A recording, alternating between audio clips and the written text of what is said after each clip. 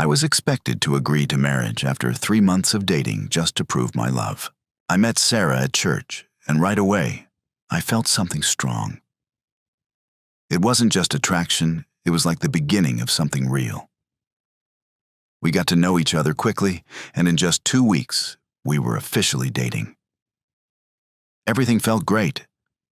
I saw real potential in her. She might have even been the one. Then I met her parents, and everything changed.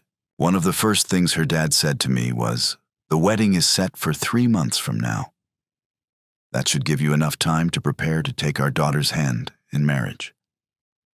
I laughed, assuming he was joking. But he kept going. He said he and his wife had always dreamed of their daughter ending up with a good man and that they believed I was the one. "Why wait?" he asked. That's when I realized this wasn't a joke. Her parents had arranged a marriage between us after only a few weeks of dating.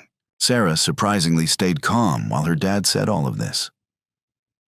Later that evening, I pulled her aside to talk in private.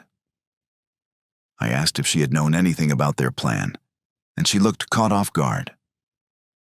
She hesitated, then said she didn't think they would push for marriage so soon, and that they had arranged everything without her knowledge. I asked if her parents had ever done this with any other guy she'd dated.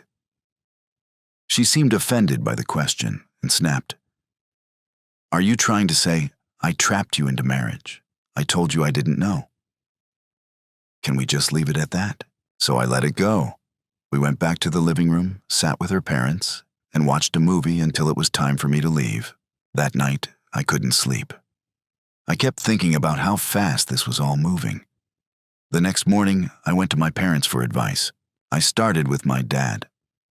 When I told him Sarah's parents wanted us to get married, he asked who I was talking about. "The girl from church," I said. "The one you'd always carry an extra chair for." He chuckled and said, "Oh, her." He told me it was way too soon for marriage.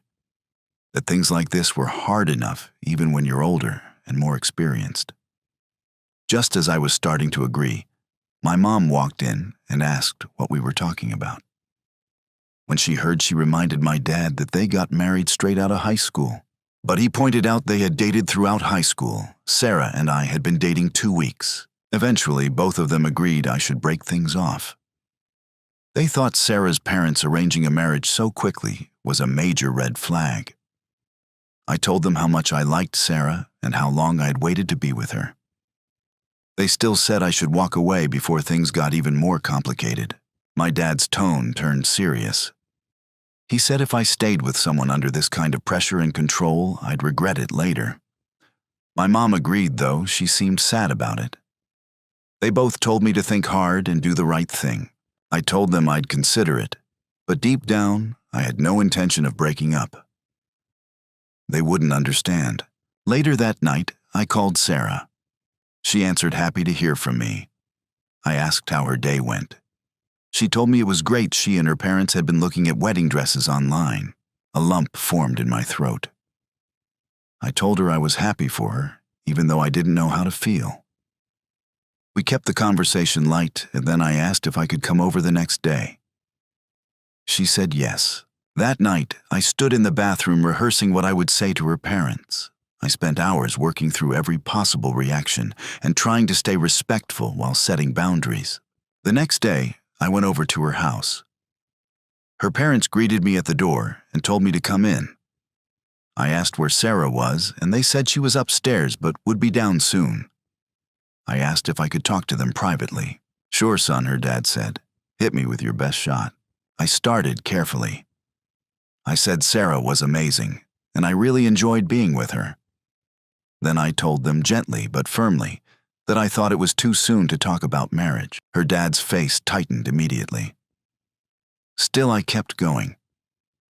I told them I was open to a serious relationship and could see a future with Sarah, but I wasn't ready to make a commitment like marriage just yet.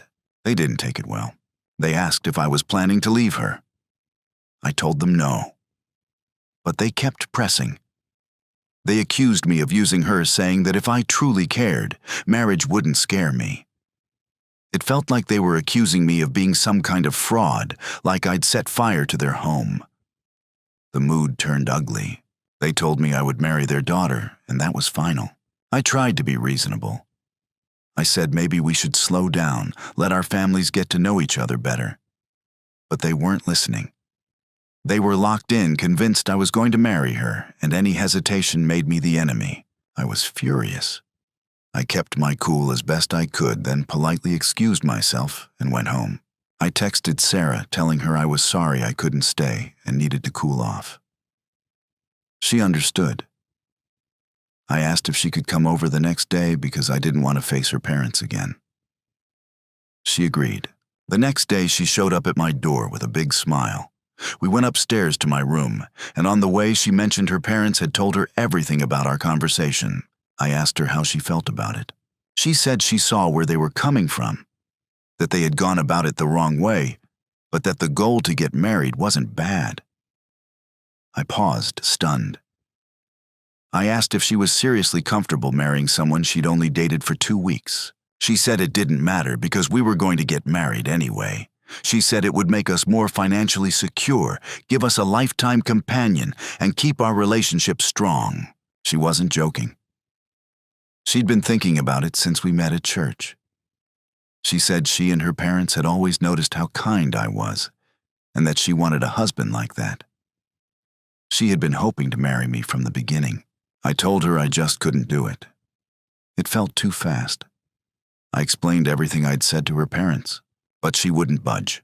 She was determined. That's when I ended the relationship.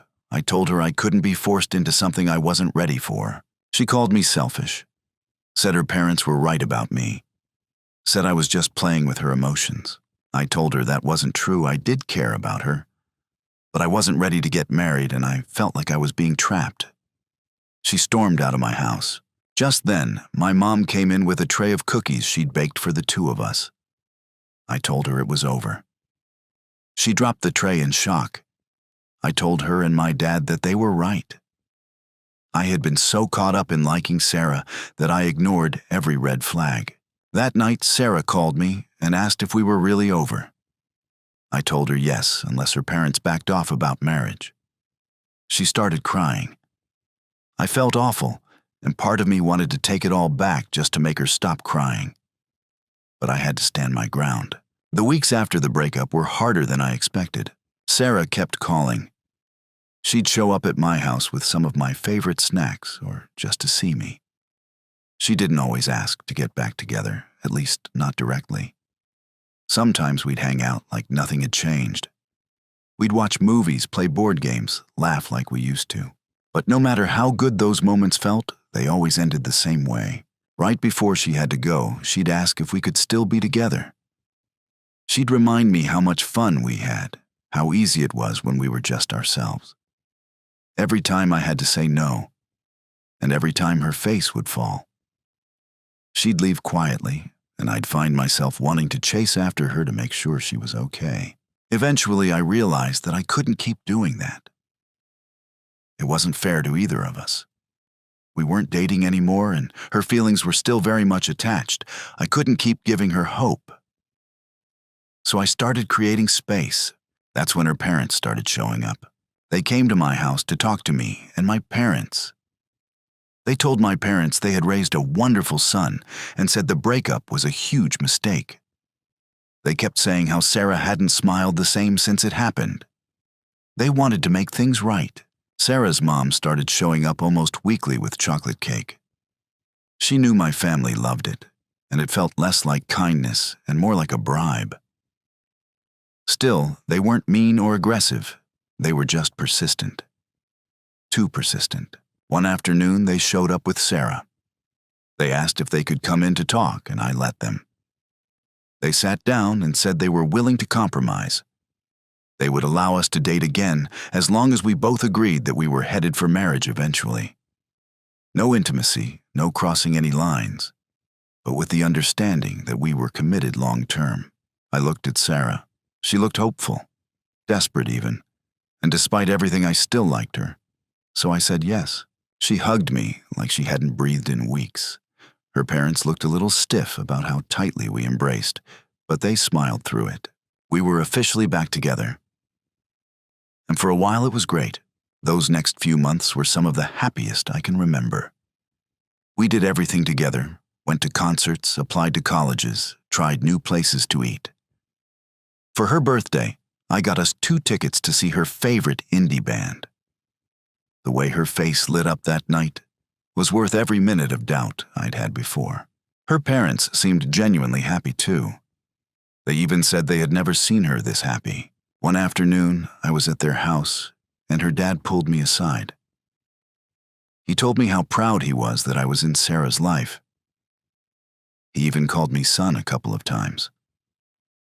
It wasn't the first time he'd used that word, but I hadn't heard it since we first broke up. This time it felt different, less casual. The next day I went over to hang out. Sarah and her mom were watching a show about wedding dress shopping.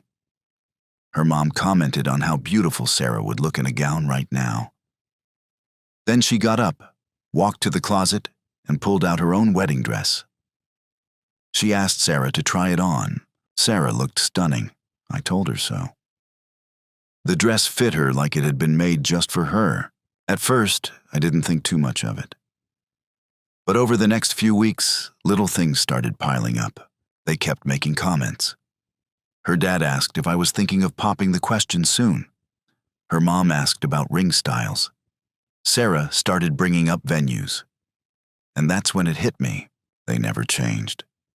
They had just paused the pressure long enough to get me back in. I sat down with her parents and asked them directly, were they trying to get us married again? They didn't even deny it. They repeated the same argument as before. If I planned to marry her eventually, what did the timing matter? I told them it did matter. That I wasn't ready.